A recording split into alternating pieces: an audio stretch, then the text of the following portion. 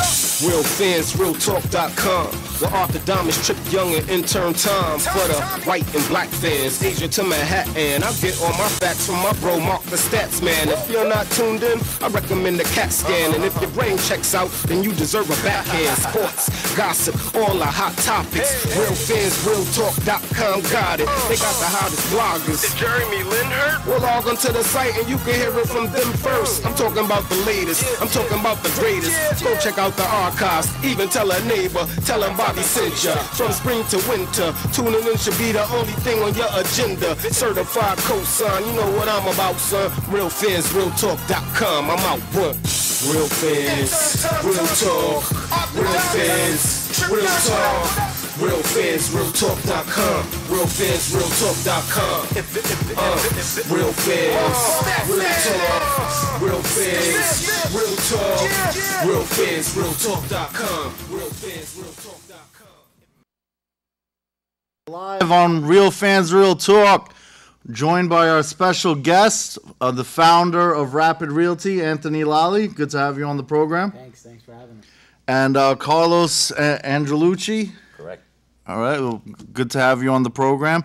Before we get back into the sports action, I just want to ask you a couple of quick questions about how you started the company and everything. And as with any company or as with any professional career, there's a lot of road blocks along the way. So you build this empire, but can you tell us a little bit about some of the struggles along the way? Oh, a lot of struggles. I mean, first of all, I started when I was 19, and I was one of the youngest people to be in real estate at that age. So it was very competitive. So it was a lot of older folks kind of concerned and jealous maybe, and making it difficult for me to actually succeed in real estate. But I managed to achieve it despite all the odds, so to speak. Just not only in my real estate career as a broker, but also in my real estate career as an investor in properties that I bought. And I really started, as the song says, from the bottom. I really didn't have any assets or anything like that. My mom was an immigrant from Ecuador. My father was a retired school teacher living on a $400 a month pension. So when I shelled out $175 for a real estate license, that was all that I had to my name at that time. So, and I managed to turn that into a 64-store real estate franchise empire and growing. Well, myself and Trip Young know from For the Fans Productions that anything that can go wrong does. Absolutely. And you had some issues where some of your partners actually kind of stabbed you in the back. Oh, man. Yeah, well. I wouldn't call them partners. They were, in the sports analogy that I use, I had been grooming my Michael Jordan, so to speak. You know, I taught them everything that I knew. I gave them all my clients, all my relationships. And then when it was time for them to actually grow with me and be store managers, because I had no place to grow in one location, I was going to spread out. They all simultaneously left me and started their own companies. They all failed, obviously, but yeah, but you know, it was really at the time when the recession just started, so that kind of forced me into franchising, you know. When one door closes, another one opens. So after that, we kind of retooled and rethought that, you know, maybe people want the opportunity to own their own business. So franchising was introduced to me by an entrepreneur friend of mine, and that's really what took it to the next level. And then about 3.5 years ago, we opened up one store, and then now we're at 64. Now we're in San Diego, we're in Florida, we're in Boston, we're in Philly, we're in New Jersey. We're in all the 5 boroughs in New York and growing. All right, great. Was there ever a time where you thought that there wasn't going to be a light at the end of the tunnel, so to speak?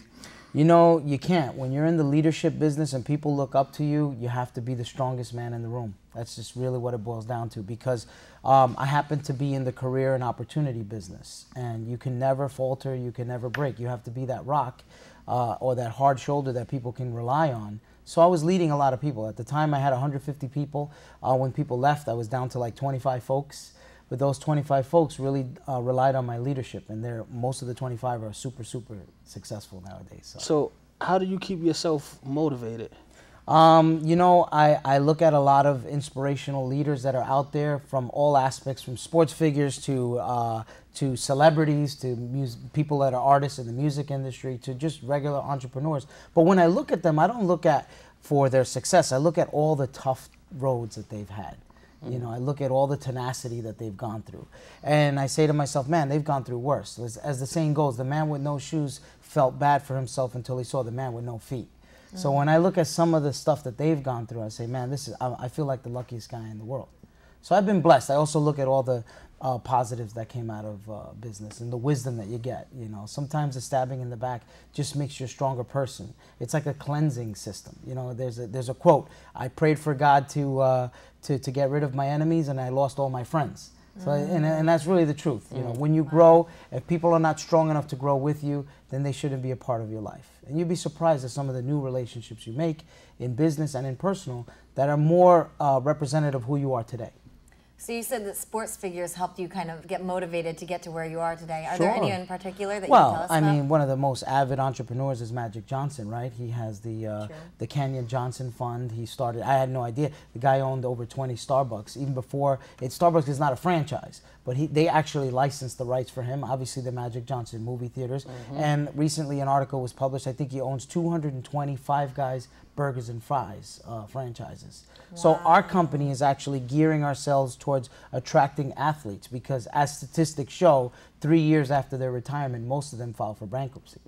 But there's also statistics that show that athletes like to lean towards franchising because it's a business in a box. They don't have to think of anything. They either have capital, access to capital, or their celebrity endorsement alone attracts people. That's why you'll notice Dunkin' Donuts doing multi-unit franchise deals with guys from... well, even we just saw the video with Peyton Manning. Peyton Manning is in the franchise business now because he recently did a deal with Papa John's. So you see him doing Papa John's commercials. Not only is he, you know, a spokesperson for the company and being endorsed, but he's actually a franchisee. So they cut him a special deal because of the celebrity brand name that he brings, and he owns multiple Papa John's locations throughout the Denver area. So you know, celebrities and sports and athletes themselves get involved in that business too, which is, you know, the business that we're in. So. And Carlos, how did you guys end up linking up? And well, you know, it's interesting. My sister started the business before I did, and she's the one that introduced me to Anthony. And at the time, prior to getting involved in real estate, I was doing some retail management, and which I really enjoyed doing because I like commanding a sales team. I like, you know, the growth that the company I was working for, you know, afforded me. But even though I was a rising star within that organization, I saw something in him that I wanted to latch onto, and I felt that he was going places. And this was prior to, you know, us expanding or having any real plan for blowing up as big as we did. But I said, you know, this guy is something about him. I said, you know, if it's my choices are to wait and see, like a lot of people do, they're tentative and they don't want to jump into something like that, or to, you know, jump on board early in the process and go along for the ride. And I said, you know, the last thing I want to do is, you know, 2, 3 years, 4 years later, look back at this company, see that it grew, and know that I had an opportunity to get in early and I didn't. And I didn't see, you know, that growth through. So so from one day to the next, I quit my job and I decided to embark in this new career, which is a commission-based job, so there's no guarantees at all. And I was confident in myself, and more importantly, I fell in love with the business pretty quickly. And you know, now it's 9 years into the company, and we've basically grown this brand to being the biggest rental-based real estate company in the biggest city in the world. So, in the most competitive atmosphere, and now we're going nationwide, and we're excited. We definitely know about that here on Real Fans Real Talk. And sometimes it's hard to keep people around when you chasing a dream. But so we went through a couple of people, but you know, myself, Statman, Rose, Sean Fontaine, we're all still standing, and you know, because of that, we have a Beta Award for Best TV Series. So I definitely understand that sometimes it can be hard to kind of keep things going, especially when you don't see the light at the end of the tunnel. This is going to be your hardest moment, but it gets easier with time. It really does. Right now, when you're a startup and you're getting started, people don't believe in you. You're the only one that sees the vision. But the fact is that once you get there, there's going to be more people that are going to jump on the bandwagon and want to do business with you. That's the easiest part. But you're never going to be as hungry and as determined. You know, necessity is the mother of all invention. So right now is where you're at your sharpest, believe it or not. You're going to look back and you're going to admire the person that you were. As much as you're going to admire who you are in the future, but you're going to admire the hungriness and the desire and all the things that you went through to get to where you're at. But that's the entrance fee. You know, that's why they call it the 1% of the world, because it's very difficult to get into that. And then you have to go through a lot, and you have to lose a lot, but you gain a lot more too. Well, I don't admire myself wearing this Yankee jersey at all, but what about you? Do you like the Yankees? Or? You know, as much as I love sports, I'm not as much of a sports enthusiast as, let's say, Carlos is. I love the business of sports. That's great, though. That's why you're great, yeah, right? Yeah, I love for this show. For this episode, it's real fan and one semi-fan. Yeah. I mean, because I'm in business, I'm either at a floor seat of a game, I'm next to like a sports team owner, or I'm in a suite. But more mainly for like networking purposes. And Carlos is like behind my, hey, that's so and so, or this one, that's that one. We're in a suite of some big player. I'm talking to his mom. At least you'll know the person's name because Carlos will tell you. But you know, I guess it's kind of cool. You know, I get to meet them, and for franchising purposes, I think that sports and franchising are kind of distant cousins. It's like the next place that they go after they're done. Well, sports is franchising. Yeah. Every team is a franchise, and what's interesting is that he uses a lot of sports analogies in his talks with people, and he used one already today with the Michael Jordan. You miss every shot you don't take. I mean, there's all sorts of especially in the sales business, you have to do that. Vince Lombardi has some great quotes that are that you know. On the way over, we were talking. I said the word Heisman Trophy, you know, and he's like, wait, that's the one that O.J. Simpson won, right? And that's how he remembers. If it's current events or something that's happened big in history, he thinks where he heard the word, but.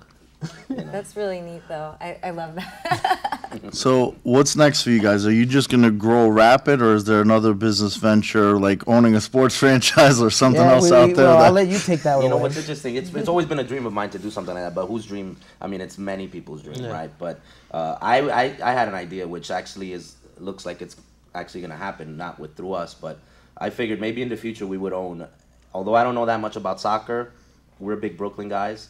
And, you know, our company is, you know, based throughout the whole city and now growing outside of New York. But, you know, we're really Brooklyn guys, right? And we thought, why not have a professional soccer team in Brooklyn with the melting pot that it is? You have a big Italian community in Brooklyn. You have a big Russian community in Brooklyn. You have a lot of South Americans, a lot of Mexicans, a big Caribbean community in Brooklyn. They all play soccer. They all love soccer. You have a big fan base there. If there is a location in Brooklyn that could have a professional MLS team, it would be great. But looks like, you know, Marty Markowitz, the borough president, which we're great friends with, wanted to do something like that, but Flushing is beating him to the punch. It looks like there's going to be a Major League Soccer team in Flushing that they're building a stadium for. It's not 100% approved yet, the plans or whatever, but I always thought that would be a great business. Since you're the real estate guys, where in the real estate would they fit the soccer stadium, you know, exactly? Like, what were some of the plans? Like, you know, I think you could fit a soccer stadium and there's a couple of different lots that are just sitting vacant. I think there's parts of East New York and Brooklyn that you could actually, you know, fit a soccer stadium in, and that the people would go to. There's some places right along the Belt Parkway that are empty, that are sitting empty, that are waiting for developers to take over, and people like the Gateway Center that built they built a big complex over there. Those same people also built in the Bronx here, and I think there's some space. There's very limited space, but there is opportunity. But you know, that's many years down the road that we would have been able. We did come very, very close to potentially where that opportunity where Jay-Z was selling that small percentage of his nets. Mm-hmm. We looked at it as a marketing and branding opportunity but it just happened to, we passed on it because we had a tattoo story that went viral. 54 of the 1,100 people that work for the company got the company logo tattooed on their body. And then it just went internationally viral. So we kind of got the $10, $11 million worth of branding overnight for free. Okay. So we didn't have to actually buy a percentage of the sports team. So let me ask you guys, going back to the soccer team in Brooklyn, how much would that cost? It's a lot of money. It's beyond where we wouldn't be able to do something like that on our own. Okay. You need big people to get something like that approved. You need to be super connected, and you need to have the right type of capital for something like that.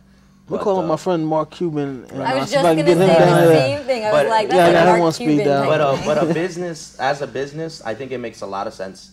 I think that any study you do will show you that a soccer team in Brooklyn is where it needs to be there. And listen, I'm not a soccer guy. I'm a traditional American sports, football, basketball, baseball guy. Amen. But you know, I follow any of the big events. If there's a World Cup, if there's you know, even the the U.S. Open in tennis and in golf, and I follow all of these things just to stay in the know. But in soccer, you know, I just think there's a big business. First of all, it's the most popular sport in the world. Yeah. And Brooklyn is one of the most diverse cities in the entire world. That's true. So why not look into it further? It's just a dream. We started this business with a dream, and we continue to stay motivated. Like you asked, well, what's next? That's what we're always thinking. What's next? What's the next? We have a reality show also in the pipeline. The people that produce Cake Boss, they want to do a show based around the company and what we do and what Carlos and I do all day. So that's gonna be fun. It sounds like it. All right, for those of you just joining us, we are live here on BronxNet Television, watching Real Fans, Real Talk. We are live every Tuesday, 5:30 p.m. Eastern Standard Time on BronxNet Television. If you're watching the archive on YouTube, make sure you subscribe to our channel, but you could also check out the live stream on our website, realfansrealtalk.com. Just go to RFRT Media, the drop-down menu, RFRT TV, and you can check out the live stream as well as our old archived episodes as well. You could also check out our radio show, which airs live every Sunday, 7:30 p.m. Eastern Standard Time on realfansrealtalk.com, also archived on Blog Talk Radio and on the iTunes Store as well. We are joined by Anthony and Carlos from Rapid Realty, but we're going to get back into the sports topics today. We do a little segment on the show called Shot for Shot, and it's about that time. If you lose shot for shot, you have to wear team apparel of a team that you hate the following week, which is why Rose, who's a notorious Yankee hater, has been in that Yankee jersey this whole time. She's a Mets fan. Don't know why. I can't understand why anyone would be a Mets fan. But Sorry to hear All that, right, I'm Rose. just going to tell the cameramen to get out of the way. This is not aimed at your head. Whoosh! Like the banana. You know what? incident. that's That's so disrespectful to the disrespectful that you would do 27-time championship team like Oh, I that. was so worried about being respectful to the Yankees. Sorry. That's why the Mets will not win another World Series championship before you have grandkids. All right, so with that being said, All you have to do we is have, predict they'll win, and then the way Shot for Shot works is we have a series of 5 questions, one judge, and whoever the judge agrees with gets the point. If we both agree, there's no point awarded. Since you know the sports, would you like to be our honorary judge for the day? I'll do it. All right. I'll I'm wear not that. sure if you can fit that over the suit, but it's big enough to fit the stat man. I'm a little bit of a big guy, so I think you could. Big, yeah. I will be the defending champion, and Trip Young will be going for my title. and Anthony will be the sideline ref over here. That works. All right, so you want me to read the questions? I'll read the questions. Okay. Just and who you're the defending champion? You said. Yeah, who the you challenger goes first. Yeah. So the questions start right here, right? Mm-hmm. Says here, have to stay good or with bad them. move by Louisville barring players from signing autographs due to the national problem of signatures being sold. Your thoughts? When I first saw the story, I thought it was a bad move, but thinking about it, it's actually a good move, especially now when you see what's going on with Johnny Manziel, and this could possibly lead to some suspensions and some scholarships being taken away from Texas A&M if he's actually found guilty. He's under investigation right now. So far, they're saying that he made $7,500 from autographs, and now they're talking about there might have been two more autograph signing sessions that he had as well. And anything that's going to cost the team, I think that they should just nip it in the bud. Although I think college players should be paid, but since that's not the case right now, I think it's a good move for them to stop this from happening before they find themselves into similar kind of trouble. I'm going to disagree because if you're a fan at the game and you're going up to the player and you want an autograph, when the player, whether it's a college player, professional player, for any sport, it makes the fans' moment. So, yes, you're not supposed to be selling the autographs like Johnny Manziel did, but to ban players from being able to sign autographs, I don't agree with it. I think it takes away from the game, so I'm against it. Okay.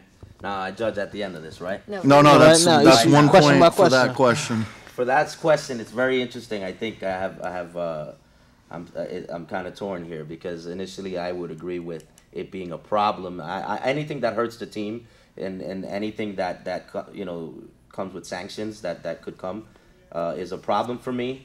But I think overall to say that you're gonna take away the ability of players to not give autographs is a little bit too stringent, so I'm going to give the point to Mark on this one. Thank you. Next one. Will Alex Rodriguez get the 12 home runs he needs this season to tie Willie Mays and earn his $6 million bonus? I was thinking about this on the way over here without knowing that you guys were going to discuss this. I'm going to say no. I don't think there's that many games left. I know he came out with a home run the other day, and I just don't think that there's enough time. I think that, he's been away from the game for a while. He just hit one. I don't think he's going to be able to do it by the end of the season. 12 home runs is all he needs. You know what? I'm going to say yes because, one, he really needs this right now with everything that's going on with the PED situation. And, he just came back in and he hit one. And, I just think he's going to continue on that path. And the Yankees are going to make a great run. And that's going to be one of the catalysts to them. So I'm going to say yes, he does. Well, I'm going to say that I think the Yankees are looking like they're turning it around. It's so interesting to see that despite Mariano Rivera for the first time blowing 3 saves in a row, they're actually winning, and they're beating good teams, and they're grinding out wins. So I think A-Rod is going to inject a little life into them. I hope that he does more than 12 home runs because I'm a real Yankee fan. And I've been thinking about it. I think he's motivated, not so much by... I think he's motivated by the $6 million, Yeah, well, he needs all he can get. He does, but keep that money covered. I have to give the point to Mark. There's just no way he's going to get 12 home runs. I think his swing looks great. I think he looks lively. I think he looks explosive, and everybody agrees to that. But 12 home runs by the end of September, he hasn't done that since like 2009 probably. Or since who knows when. So I have to give the point to Mark. I don't think he's going to make it. All right. Next. Should NFL players be penalized for taunting opponents? No, not at all. You start taking away from the game like that. The sports is all about trash talking. So, you knock somebody flat on their back, or you get to that quarterback, or you pop a receiver or something like that, you want to stand over them and just give them that death stare, like, what's up, bring it. So, nah. I'm going to agree. I think, it's been there for so long, and, I was always against the excessive celebration penalties and all that extra stuff. It kind of just ruins the celebration, especially if you're a fan and you're watching and you see that extra taunt. You kind of enjoy it, rooting for your team. You hate it when it's the opposing team, but I think it's part of the game. So, I'm against I don't think they should be penalized. So how do I judge? That's just a 0-0.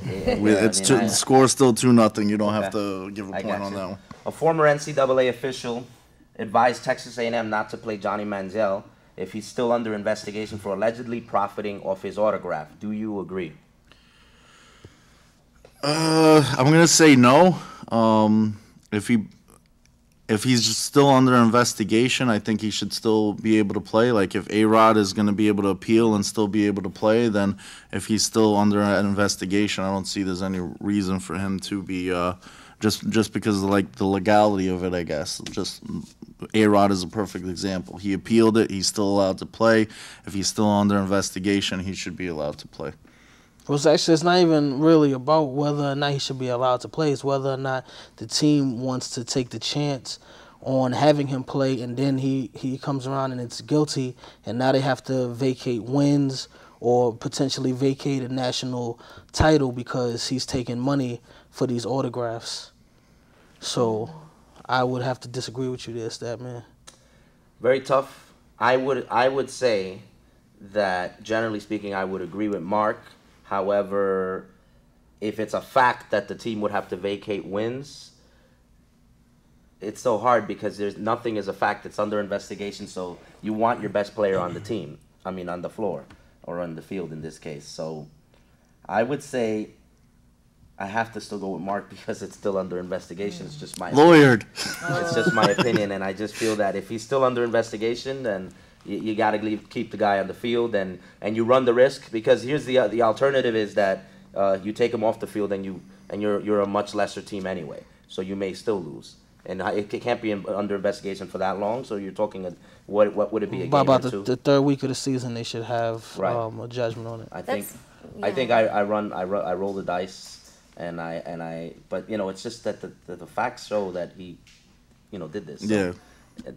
he's, you know.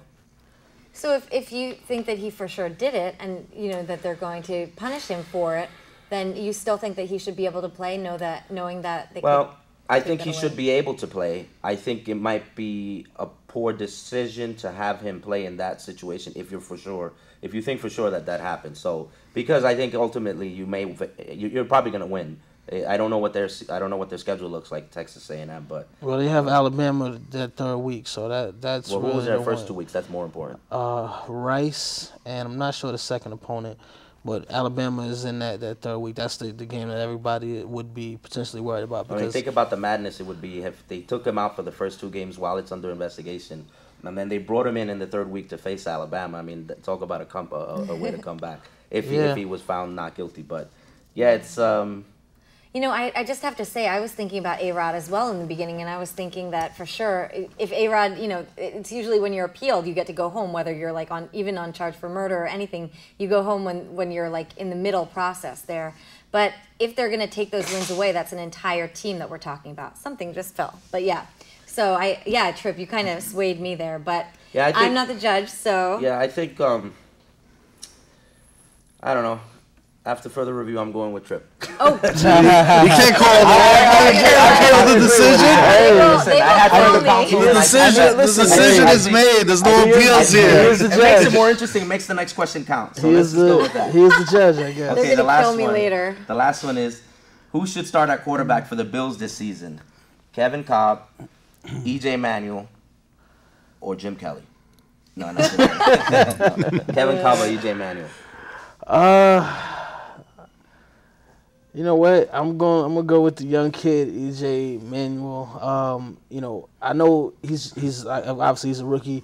He played a really good preseason game, but it's just a preseason. But Kevin Cobb is pretty much I'll just say he's garbage. So you know, I don't think that he gives the Bills a better chance. I don't see the Bills doing anything this season anyway. But I think that they would be better with EJ Manuel playing. I'm gonna say Jim Kelly. He took him. No, I'm gonna agree with Tripp on this one. Kevin Cobb, he's had some good moments in the past with Philadelphia and Arizona, but he's not consistent. They might want to concentrate more on developing the young guy. So I'm gonna go and agree with Tripp on that one. So. Yeah, I agree also. I just don't see. What is he going to do for you, Kevin? I mean, I think you give E.J. Manuel a shot, and you hope that you develop a young player. And I don't see Kevin Cobb doing anything special, nothing otherworldly that's going to change the destiny of the team right this second. So I go with E.J. Manuel. All right. Well, defending my crown once again, winning with a score of 2-1, and we do this segment on the show also called This Day in Sports History. So, Carlos, could you start us off with the first one? 1948, This Day in Sports History. Satchel Paige, at 42, pitches his first Major League complete game. All right, 1988, Boston Red Sox win AL record 24 straight home games, but the Yankees have 27 championships. Just want to throw that out there. Right. But all right, go ahead. In case anyone forgot about that. And this day in sports history, in 1997, the San Diego Padres trade Ricky Henderson to the Anaheim Angels. And this day in history, in 2008, Michael Phelps won his 11th career gold medal, becoming the first American athlete, the first athlete in Olympic history to do so. And Anthony, we only had 4 this day in sports history, but on this day in sports history, you guys joined us on the show. We had on the bottom though. Which one now? We didn't read either one of them yet, so take your pick on the bottom. Owen from Fredericksburg writes, do you guys think that Tiger will still pass the Jack Nicklaus? Well, what do you think, Carlos? I think he will. I think, what is he, 4 majors away? Yeah. Yes, so I think but he's been there for 5 years. I think he's got 4 majors in him. I think Tiger's looking great lately. I think he's squeezing. He's turning into A-Rod a little bit here in the clutch. I think he's winning less meaningful tournaments, but ultimately he's got enough years left in him. He's gonna surpass him. In fact, I think it's no question. It's not by 1 or 2. I think he's gonna do well enough to surpass him by a significant amount. Anyone disagree? I disagree.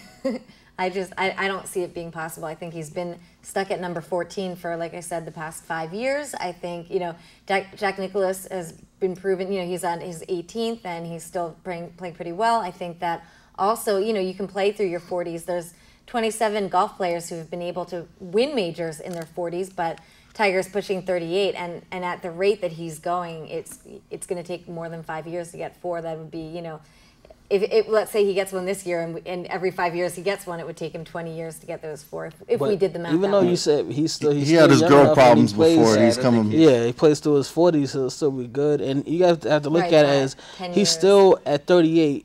All right, he hasn't won a major in a while, but he's still the number 1 ranked player in the world. So he still has a chance to do it. He just has to really, he gotta get his swag back. That's what he needs. He needs to get his swag back. Got it back. That's why and keep it consistent. He can't keep dominating in the little small tournaments, and then when the majors come around, then it's like, oh man, he's like at a plus 15, and you're like, Tiger, this was your chance. You just won at Bridgestone. Now you come into the PGA tournament and you mess up like this. It's just crazy. But I'm hoping that he gets it back. Maybe if A-Rod gets his 12 home runs this season, then I'll believe that Tiger can do it. But I don't believe either of those are going to happen right now. Well, you're just a hater, though, so... No, all hating aside, I don't think it's going to happen. Well, you have Sean from Dykeman. He writes, do you like the NFL not allowing players to use customized masks on game day? No, I think the customized masks are a little, some of them are pretty funny looking, actually. So it adds a little something to it. It's like when baseball, they started wearing the hockey mask, similar to that, the hockey goalie mask. That was something exciting. So adding a little something different, I guess I don't see anything wrong with it. What really is against it? I don't know why they're banning them, but I think the reason that they do that is to make it more professional. They always talk about like the NBA players covering up their tattoos for national TV. Well, that's part of a national TV thing as well, but staying clean shaven, hair not all over the place as much as they can control. Well, that's just a Yankees things thing, like that. Was that Yankees? Okay. But there's we're a classy organization. Yeah. 27. We're not like those Mets that you like, okay? Anyway, I think that it's part of their trying to be, united as a team, and that whole, like you show up to work, you wear your suit, your tie, you're wearing your uniform, looking like everybody else, and not being like, drawing attention away from the sport. I agree with you. I don't think it's a big deal, but I think that might be what they're going for. I think it's all about uniformity. I think I'm okay with the NFL, making it where it's just like you can't wear alternate jerseys unless you get them approved by the league and all of these things. I'm okay with it. I'm not a fan of changing at a per player basis. I want the team to kind of look the same throughout. It's just the way I feel. Now, quick question, because I know we're running low on time, but I gotta ask Anthony and Carlos. I know you guys are from Brooklyn, and this is the question that's been dividing the city. It's a good question here.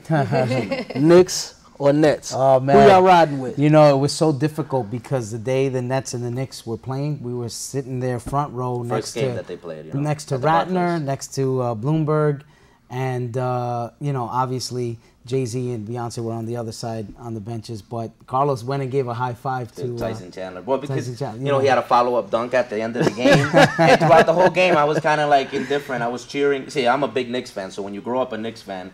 And I'm like Spike Lee. I'm a Brooklyn guy, but I grew up a Knicks fan. It becomes a situation. There's no question in my mind who I root for. I root for the Knicks because I'm bleeding orange and blue. But I don't root against the Nets. And if it's not the Knicks, it's not like the Mets and the Yankees or certain other. Where the Mets are just like trash and nobody should even speak about them. The Yankees are just like horrible people that don't deserve to. But I root for the Brooklyn Nets. We were there at the press conference introducing their new players this year.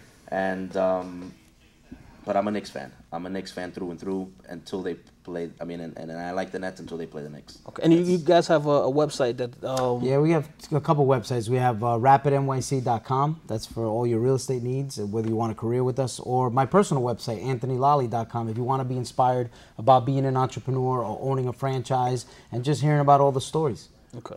Wow. All right. Well, on that note, ladies and gentlemen, that concludes this edition of Real Fans, Real Talk. I'd like to thank Anthony and Carlos for joining us this week. And for Rose Claire and Trip Young, I'm Mark the Statman Skevich. Thank you for joining us, and we'll see you next week. Peace.